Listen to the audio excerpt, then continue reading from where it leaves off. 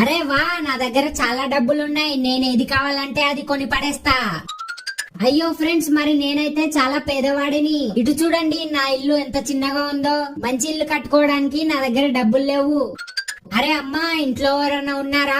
నేను పొద్దున్నుండి ఏం తినలేదు, ప్లీజ్ ఏమన్నా తినడానికి ఉంటే ఇస్తారా? రే ఎవడ్రా నువ్వు ఇలా ఉన్నావు? తిండి లేదు ఏం లేదు, ఇక్కడ నుండి దొబ్బేరా. అరే ఈ ఇంట్లో అయినా ఎవరైనా ఉన్నారా? ఏమైంది అంకుల్ చెప్పండి. అయ్యో బాబు, నేను పొద్దున్నుండి ఏం తినలేదు, నాకు చాలా ఆకలిగా ఉంది, ఏమైనా తినడానికి ఉంటే ఇస్తావా? అయ్యో అంకుల్, నా దగ్గర అయితే ఈ చిన్న బ్రెడ్ ముక్క తప్ప ఏమీ లేదు, ఇదిగో తీసుకోండి. హహహా, ఈ పిచ్చోడిని చూడండి, వీడికే తినడానికి గతి లేదంటే ఇంకో అడుక్కు తినేవాడికి ఇస్తున్నా. రే నోరు మూయి, ఆ దొంగ వెదవా. నేను ఆ మహా హనుమంతుని భక్తుణ్ణి, మీ ఇద్దరిని పరీక్షిద్దామని ఇలా మారువేషంలో వచ్చా. అరే విరాట్ బాబు, నీది చాలా మంచి మనసు, అందుకే ఇదిగో నువ్వు 100 కేజీల బంగారం తీసుకో.